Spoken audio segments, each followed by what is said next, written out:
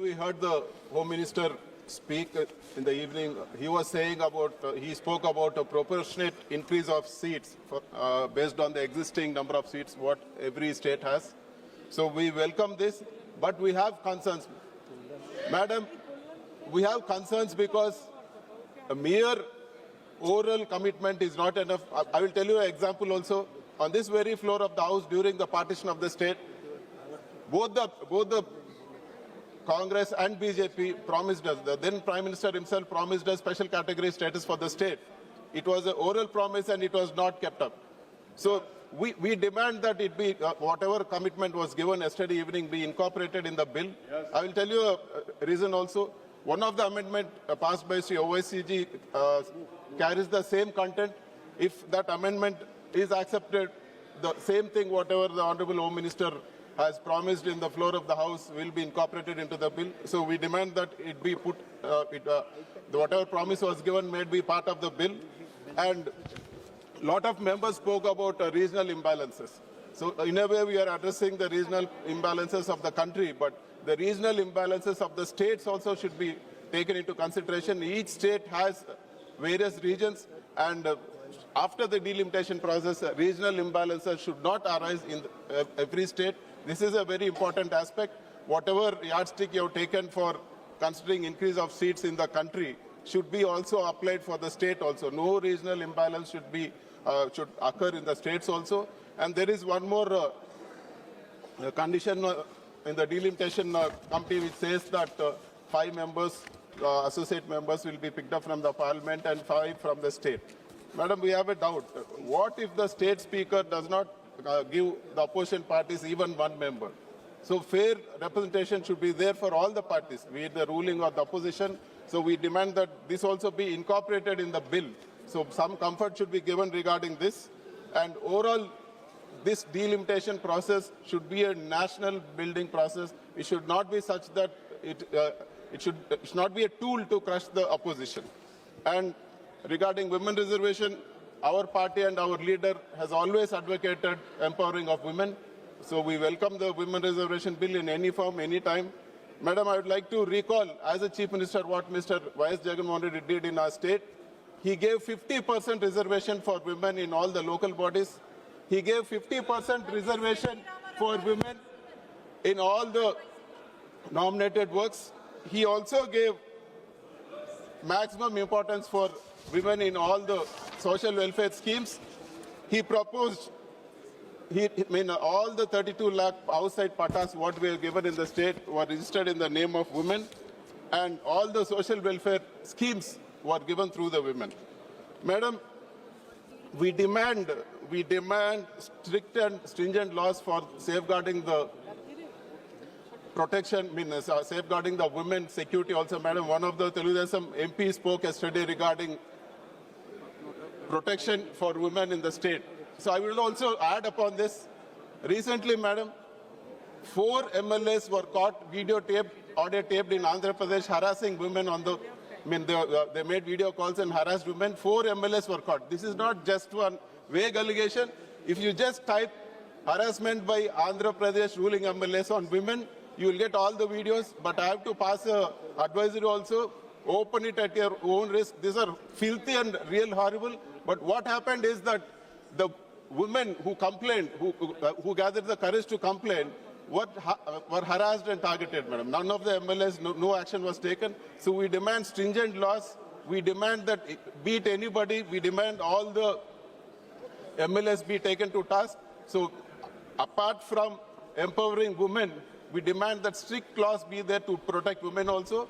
In principle, we support this bill and we demand the government to consider all our concerns. Thank you very much. It swells with immense pride and on that the constitutional bill that has been taken place. I'm representing from Telugu Desam Party, sir. And every woman carries energy within her. So the strength of Ma Durga, wisdom of Ma Saraswati, and abundance of Ma Lakshmi. And today with this bill, our Honorable Prime Minister Narendra Modi ji has awakened every goddess in our women and also it is true that he has given freedom to lead the nation and also in a true and very meaningful way. Sir, I am representing Telugu Desam Party in this parliament. The very birth of our party was in a very crucial time, a time when poverty and also corruption was at its peak and 3.5 decades of misrule. And after this, it was only Nandamuri Taraka Ramarao Garu who rose his voice in the center and also in the state, sir. And after this, the very first speech, political speech, he has said that in a country that is ruled by the women prime minister, is it not a disgrace for women not to be safe in this country? Sir, this was not a question, but it was a protest, beginning of a protest to realize the vision of women-led development. This is the legacy of Telugu Desam Party, a party that lived for women and a party that calls every woman Adapaduchu, that means sisters, and a party that always honored and respected women.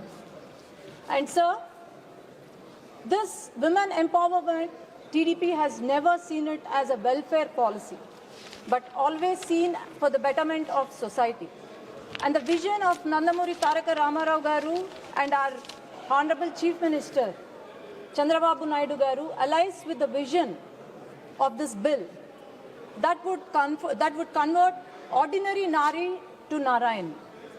And the reforms that Nandamuri Taraka Ramarao Garu brought in the early 1980s were now the templates for the national policy that has been taking place from the decades and also days.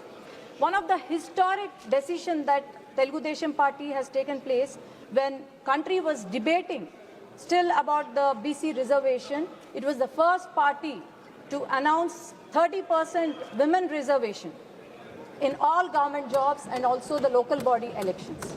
This has liberated women and also this has given them freedom and given a special place in our society. And another important decision that Telugu Desam Party took was to decide on and amend the Hindu Succession Act 1956, where every woman had equal rights, in the paternal property. And so one of the very important administrative decisions that took place during 1980s was the Assigned Land Act, where all the government assigned lands were registered under the name of women. And this has promoted ownership. It has also promoted economic independence to them, and also the domestic violence has come down.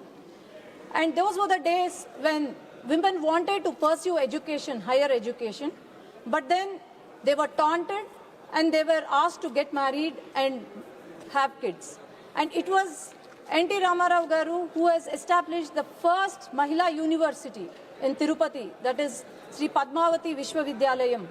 And here women could stand on their own legs, and most of the women of that generation now are the successful women and are the products of this university, sir. And we were far ahead of the fast-track courts to give safe environment to and non-threatening environment to the women. We were the first party to establish Mahila courts and to give speedy justice and also give proper justice to women in a proper way. And sir, another important decision was the Dwakra policy that was in the national policy, which started in 50 districts. Under the leadership of our Honorable Chief Minister Nara Chandrababu Naidu Garu, the only state that was successful in the entire country in Dwakra program was Andhra Pradesh. And I'm proud to say that the Dwakra group from my constituency, that in Orvakal, is the biggest Dwakra group, and United Nations has come, the team of them has come to visit our group to study the success of this Dwakra group. And also, sir, when women were not even allowed to go buy groceries, the Dwakra group in our constituency traveled from Kashmir to Kanyakumari just to train the women of other states. And I'm proud to say that Andhra Pradesh stands first in highest self-help groups, and also it covers more than 90.75 rural population, and we have about 8.17 self-help groups. And also it stands first in the Lakpati Didis in the entire country, where we have about 13.65 lakh Lakpati Didis. And sir, our Honorable Chief Minister Nara Chandrababu Naidu Garu's vision, which is one entrepreneur, one household. And he has given us a target that within 2 years, we have to achieve 1 lakh entrepreneurs, women entrepreneurs. But we have already surpassed this target of 1.1 lakh women entrepreneurs establishing MSMEs. And our motto, Telugu Desam Party motto was Prajale Devullu, that means people are God to us. And also the responsibility of Telugu Desam Party is Prajala Vaddake Palana, which means welfare to the governance to the doorstep. And sir, this is an example where every month on 1st, our Honorable Chief Minister, along with all the elected representatives and Karyakarta, visit the households of our BPL, especially the BPL, and also different welfare schemes are distributed, especially the pensions. This is the greatness of our party. And also, sir, the main reason why we have been after the giving economic independence to women was the political empowerment was not alone. It is not enough. And with this, economic independence and economic strength also should be given. And today, our women from especially Andhra Pradesh are ready to lead the nation, and from grassroots level to the national level.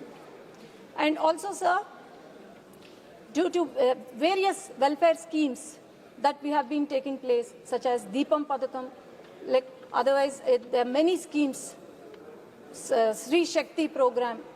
There are many schemes that are useful for women in our state. And sir, 5 years, on the contrary, 5 years of YSRCP rule was the dark days for the entire women of our state. 45 handles, 40 individuals, all in a very close acquaintances of ex-chief minister. Everyone harassing all the Karyakartas of NDA, all the leaders.